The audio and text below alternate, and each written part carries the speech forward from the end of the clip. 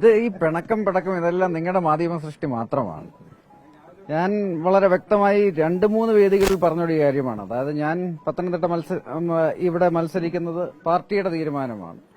ശ്രീ നരേന്ദ്രമോദിജി നേതൃത്വം നൽകുന്ന Bharatiya Janata party, Shri Narendra Modi ji chair ചെയ്യുന്ന സെൻട്രൽ ഇലക്ഷൻ കമ്മിറ്റി തീരുമാനിച്ച ഒരു സ്ഥാനാർത്ഥിയാണ് ഞാൻ. ഇനി പാർട്ടി ഒരു ഉത്തരവാദിത്വം തന്നു. ഉത്തരവാദിത്വം I will be ensuring that I will be winning the election here. അതിന് ശ്രീ PC ജോർജിന്റെ എല്ലാ പിന്തുണയും എനിക്ക് അദ്ദേഹം ഇന്ന് വാഗ്ദാനം ചെയ്തിട്ടുണ്ട്. അദ്ദേഹം ഈ സംസ്ഥാനത്തെ തന്നെ ഏറ്റവും മുതിർന്ന രാഷ്ട്രീയ നേതാക്കളിൽ ഒരാളാണ്. 7 പ്രാവശ്യം ഇവിടെ MLA ആയിരുന്നു. 40 വർഷം 50 വർഷമായിട്ട് കേരളത്തിൽ രാഷ്ട്രീയത്തിലുണ്ട്. ഈ സംസ്ഥാനത്ത് തന്നെ ഏറ്റവും വലിയ അധികായരായ രാഷ്ട്രീയക്കാരിലൊന്നാണ്. അപ്പം ഇദ്ദേഹത്തെ പോലത്തെ ഒരാൾ, ഞാനിവിടെ ഈ ക്യാമ്പയിൻ തുടങ്ങുന്നതിന് മുമ്പ് തന്നെ ഇദ്ദേഹത്തെ പോലത്തെ ഒരാളുടെ അനുഗ്രഹം തേടി അദ്ദേഹത്തിന്റെ എല്ലാ അഡ്വൈസോട് കൂടെ തന്നെയായിരിക്കും ഞാനിവിടെ പ്രവർത്തിക്കുന്നത്. അദ്ദേഹം എല്ലാ പൂർണ്ണ പിന്തുണയും അദ്ദേഹം വാഗ്ദാനം ചെയ്തിട്ടുണ്ട്. ഇദ്ദേഹത്തിന്റെയും ഷോൺ ജോർജിന്റെയും മറ്റെല്ലാ ഭാരതീയ ജനതാ പാർട്ടി നേതാക്കൾ, ഇവിടുത്തെ പ്രമുഖരായ സംസ്ഥാന നേതാക്കളെല്ലാം ഇവിടെ വന്നിട്ടുണ്ട്. ശ്രീ ജോർജ് കുര്യൻജി, ഇവിടുത്തെ ലിജിൻ ലാൽജി, വൈസ് പ്രസിഡന്റ് പ്രമിള ടീച്ചർ, എല്ലാവരും ഇന്ന് ഇവിടെ വന്നിട്ടുണ്ട്. സംസ്ഥാന നേതൃത്വം വളരെ ശക്തമായ രീതിയിൽ കേരളത്തിലെ 20 മണ്ഡലങ്ങളിലും നമ്മൾ ശക്തമായ പ്രകടനം കാഴ്ചവെക്കും. കേന്ദ്ര നേതൃത്വം തീർച്ചയായിട്ടും ഇപ്രാവശ്യം മോദിജി തന്നെ കേരളത്തിൽ ഒരുപാട് ശ്രദ്ധ കേന്ദ്രീകരിക്കുന്നുണ്ട്. കാരണം ദേശീയ തലത്തിൽ ഇപ്രാവശ്യം നമ്മുടെ 3ാം ടേം ഗ്യാരണ്ടിയാണ്. അത് മോദിജിയുടെ ഗ്യാരണ്ടിയാണ്. 2014-ലും 2019-ലും നമ്മൾ വളരെ മികച്ച രീതിയിലാണ് നമ്മൾ വിജയിച്ചത്. ഈ 3ാമത്തെ ടേം 2014-ലും 19-നേക്കാൾ വലിയ ഭൂരിപക്ഷമായിരിക്കും. ഭാരതീയ ജനതാ പാർട്ടിക്ക് തന്നെ അഖിലേന്ത്യാ തലത്തിൽ 370-ലധികം സീറ്റുകൾ ലഭിക്കും.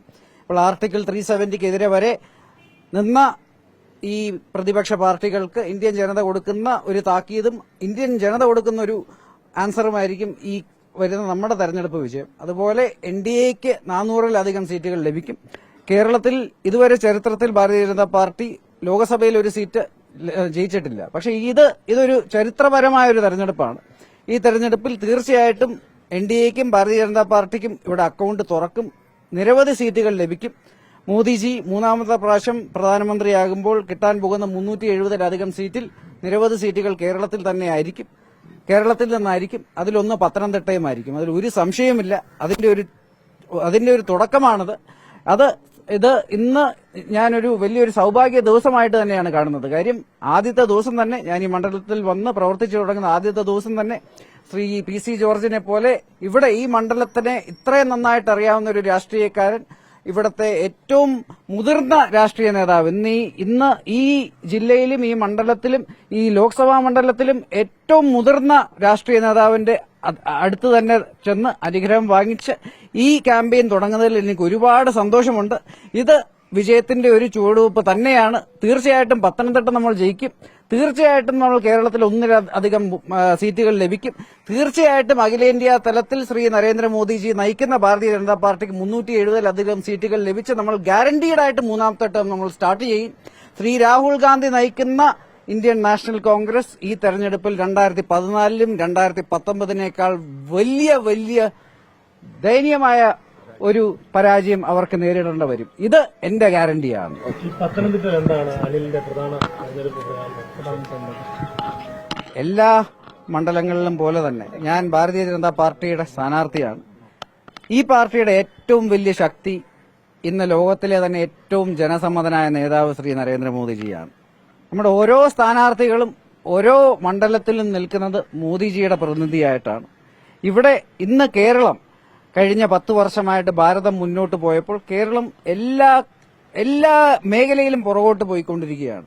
പത്തനംതിട്ട ആയാലും നിങ്ങൾ ഈ മണ്ഡലം നോക്കൂ. ഇവിടെ കർഷക മേഖല, ഒരുപാട് കർഷകരുള്ള മേഖലയാണ്.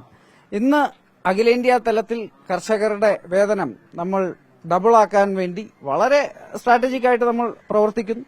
അതുപോലെ തന്നെ പ്രധാനമന്ത്രി കിസാൻ യോജനയുടെ ഭാഗമായി 11 കോടിയോളം കാർഷിക കുടുംബത്തിന് നമ്മൾ 3 ലക്ഷം കോടിയിലധികമാണ് കഴിഞ്ഞ 10 വർഷത്തിൽ നമ്മൾ ചെലവാക്കിയിട്ടുള്ളത്. ഇതുപോലെ ഒരുപാട് കാര്യങ്ങൾ ചെയ്തിട്ടുണ്ട്. പക്ഷേ ഇവിടുത്തെ കർഷകർ ദുരിതത്തിലാണ്. ഏറ്റവും കൂടുതൽ NRI പ്രവാസി പോപ്പുലേഷൻ ഉള്ള മണ്ഡലങ്ങളിലൊന്നാണിത്. അതുപോലെ തന്നെ ഇവിടെ യുവാക്കൾ ഒരുപാടുള്ളൊരു മണ്ഡലമാണിത്. പക്ഷേ ഇവിടെ പത്തനംതിട്ട, ഇവിടുത്തെ യുവാക്കൾ ഏറ്റവും കൂടുതൽ പ്രവാസികളാവാൻ കാരണം ഇവിടെ അവർക്ക് ഒരു ഓപ്പർച്യൂണിറ്റിയും ഇല്ലാത്തത് കാരണമാണ്. പക്ഷേ നമ്മൾ ദേശീയ തലത്തിൽ നമ്മൾ എന്താണ് ചെയ്യുന്നതെന്ന് നോക്കൂ. അതുപോലെ ശബരിമല ഇവിടെ കഴിഞ്ഞ 10 വർഷത്തിൽ അയോധ്യയിൽ എന്ത് സംഭവിച്ചെന്ന് നോക്കൂ, വാരണാസിയിൽ എന്ത് സംഭവിച്ചെന്ന് നോക്കൂ, സോംനാഥിൽ എന്ത് സംഭവിച്ചെന്ന് നോക്കൂ. ഇന്നതൊക്കെ ലോകാത്തര നിലവാരമുള്ള റിലീജിയസ് ടൂറിസ്റ്റ് ഹോട്ട്സ്പോട്ടുകളായി മാറി. കഴിഞ്ഞ വർഷം നമ്പർ 1 നമ്പർ 2 ഇന്ത്യയിൽ ഏറ്റവും കൂടുതൽ ടൂറിസ്റ്റ് ഫുട്ഫോളുകൾ ഉണ്ടായിരുന്നത് അയോധ്യയും വാരണാസിയുമാണ്. ഇന്ന് നിങ്ങൾ എല്ലാവരും അവിടെയൊക്കെ പോയി നോക്കൂ. പിൽഗ്രിം ടൂറിസം ഏറ്റവും കൂടുതൽ ജനങ്ങൾ പോയിട്ടുള്ള 2 സ്ഥലങ്ങൾ. അപ്പൊ ഇങ്ങനെ പക്ഷെ ഇവിടെ വന്ന് ശബരിമലയിൽ നോക്കി, ഇവിടെ നിന്ന് അടിസ്ഥാന സൗകര്യം പോലും ഇല്ല. ഇതാണ് ഈ മാർക്സിസ്റ്റ് പാർട്ടി അത് മാറി വന്ന UDF-ഉം LDF-ഉം നടത്തിക്കൊണ്ടിരിക്കുന്നത്. ഇതെല്ലാം മാറും. അതിന് മാറണമെങ്കിൽ അതിന് ശ്രീ നരേന്ദ്രമോദിജിക്ക് വേണ്ടി നിൽക്കുന്ന സ്ഥാനാർത്ഥികൾ ഇവിടെ നിന്ന് വിജയിക്കണം. അത് ഈ മണ്ഡലത്തിൽ ഞാനാണ്. കേരളത്തിൽ പല മണ്ഡലങ്ങളിലും NDA സ്ഥാനാർത്ഥികൾ, BJP സ്ഥാനാർത്ഥികളുണ്ട്. ഈ തെരഞ്ഞെടുപ്പ് ഒരു MPയെ എലക്ട് ചെയ്യാനുള്ള തെരഞ്ഞെടുപ്പല്ല. ഈ തെരഞ്ഞെടുപ്പ് ഒരു ദേശീയ തെരഞ്ഞെടുപ്പാണ്. ഇത് ഒരു പ്രധാനമന്ത്രിയെ തെരഞ്ഞെടുക്കാനുള്ള തെരഞ്ഞെടുപ്പാണ്. ഇത് നമ്മൾ ഓരോ സ്ഥാനാർത്ഥികളും ശ്രീ നരേന്ദ്രമോദിജിയെ പ്രതികരിച്ചാണ് ഇവിടെ നിൽക്കുന്നത്. നമുക്കുള്ള ഓരോ വോട്ടും മോദിജിക്കുള്ള വോട്ടാണ്. അത് കാരണം തന്നെ ഇവിടുത്തെ ജനങ്ങൾ ഇവിടെ ജാതിയും മതവും ഒന്നും നോക്കാതെ ശ്രീ മോദിജിക്ക് വേണ്ടി വോട്ട് ചെയ്ത് മോദിജി പ്രധാനമന്ത്രിയാകാൻ എനിക്ക് താമര അടിയാനത്തിൽ എനിക്ക് വോട്ട് ചെയ്ത് വിജയിപ്പിക്കുമെന്ന് എനിക്ക് ഒരു സംശയമില്ല. ഇവിടെ നിൽക്കുന്ന 2 സ്ഥാനാർത്ഥികളുണ്ട്. ശ്രീ തോമസ് ഐസക് ഉണ്ട്, ശ്രീ ആന്റോ ആന്റണി ഉണ്ട്. രണ്ടുപേരും മോശക്കാരാണെന്നൊന്നും ഞാൻ പറയുന്നില്ല. പക്ഷെ ഇവിടുത്തെ പത്തനംതിട്ട പ്രതികരിച്ച് അനൗൺസ് ചെയ്തിട്ടില്ല ആരായാലും. പക്ഷെ പത്തനംതിട്ടയെ പ്രതികരിച്ച് ലോക്സഭയിൽ ഏറ്റവും അനുയോജ്യം ഞാൻ തന്നെയാണ്. കാരണം ഇവിടത്തെ ജനങ്ങളുടെ പ്രശ്നങ്ങൾ ലോക്സഭയിൽ വ്യക്തമായി അവതരിപ്പിക്കുക, കേന്ദ്ര സർക്കാരിന് മുന്നിൽ വ്യക്തമായി അവതരിപ്പിക്കുക.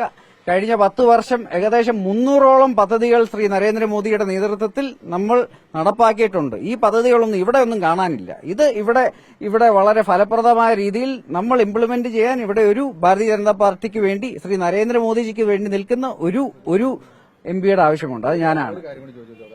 ഈ സീറ്റ് കൺഫേം ആയപ്പോൾ അച്ഛനോട് പറഞ്ഞിരുന്നോ മത്സരിക്കാൻ പോവാണെന്ന് പറഞ്ഞു? എല്ലാരും അറിഞ്ഞല്ലോ. അപ്പൊ അദ്ദേഹം പറഞ്ഞു, ഞാൻ എല്ലാരോടും പറഞ്ഞിട്ടുണ്ട്. അതെ,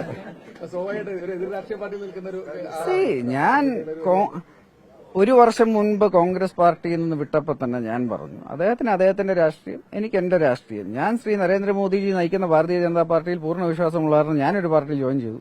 ഞാൻ ഈ പാർട്ടിയിൽ ജോയിൻ ചെയ്ത സ്ഥാനമാനങ്ങൾക്കോ ടിക്കറ്റിനോ ഒന്നുമല്ല. പക്ഷേ ഇതെല്ലാം നേതൃത്വത്തിന്റെ തീരുമാനമാണ്. നേതൃത്വം എനിക്ക് അന്ന് തന്നെ ഞാൻ പറഞ്ഞു, നേതൃത്വം എനിക്ക് എന്ത് ഉത്തരവാദിത്വം തന്നാലും ഞാനത് നിറവേറ്റും.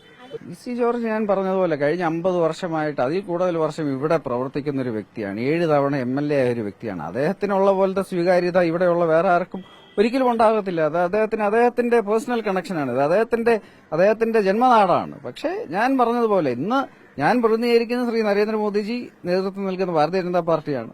ഈ ഭാരതീയ ജനതാ പാർട്ടിക്ക് നമുക്ക് റിലിജനും കാസ്റ്റും ഒന്നുമില്ല. മോദിജി പറഞ്ഞ പോലെ ആകപ്പാടെ നമുക്ക് 4 കമ്മ്യൂണിറ്റിയേ ഉള്ളൂ. ഗരീബ്, യുവ, അന്നദാത, നാരി. അതായത് ഇവിടുത്തെ വനിതകൾ, ഇവിടുത്തെ യുവതി-യുവാക്കൾ, ഇവിടുത്തെ കർഷകർ, ഇവിടുത്തെ പാവപ്പെട്ടവർ. ഈ 4 വിഭാഗങ്ങൾ മാത്രമേ ഭാരതീയ ജനതാ പാർട്ടിക്കും ശ്രീ നരേന്ദ്രമോദിജിക്കും ഉള്ളൂ. ഇവിടെയും ഇഷ്ടം പോലെ ആ വിഭാഗങ്ങളുണ്ട്. എല്ലാവരും ആ വിഭാഗമാണ്. ജാതിയും മതവും നോക്കാതെ എല്ലാവരും ഭാരതീയ ജനതാ പാർട്ടിക്ക് വേണ്ടി വോട്ട് ചെയ്യും. ശബരിമലയിലും എല്ലായിടത്തും പോകും. ഇവിടെയുള്ള എല്ലായിടത്തും പോകും. നരേന്ദ്രമോദി പ്രചരണത്തിന് വരുന്നുണ്ടോ?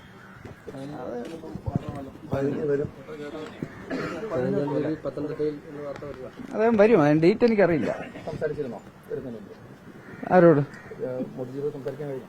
എല്ലാ നേതൃത്വത്തിലുള്ള എല്ലാവരുമായിട്ടും ഞാൻ സംസാരിച്ചിരുന്നു. 15-ാം തീയതി പത്തനംതിട്ടാണ് മോദി പോകായിട്ടെന്നാണ്. LDF സ്ഥാനാർത്ഥി ഒരാഴ്ച മുൻപ് തന്നെ പ്രചരണ രംഗത്തേക്ക് വന്നു കഴിഞ്ഞു. അതൊരു അഡ്വാൻറ്റേജ് ആവുമോ? അതിലൊന്നും കാര്യമില്ല. അതൊക്കെ നമുക്ക് നമ്മുടെ ക്യാമ്പയിൻ പ്ലാൻ ഉണ്ട്, അവർക്ക് അവരുടെ ക്യാമ്പയിൻ പ്ലാൻ ഉണ്ട്. പക്ഷെ ഒരു കാര്യം ഞാൻ തീർത്തും ഞാൻ പറയാം, നമ്മൾ ഇവിടെ ജയിക്കും. കേരളത്തിൽ ഇപ്രാവശ്യം അക്കൗണ്ട് തുറക്കും. നല്ല ഭൂരിപക്ഷത്തോടെ ജയിക്കും.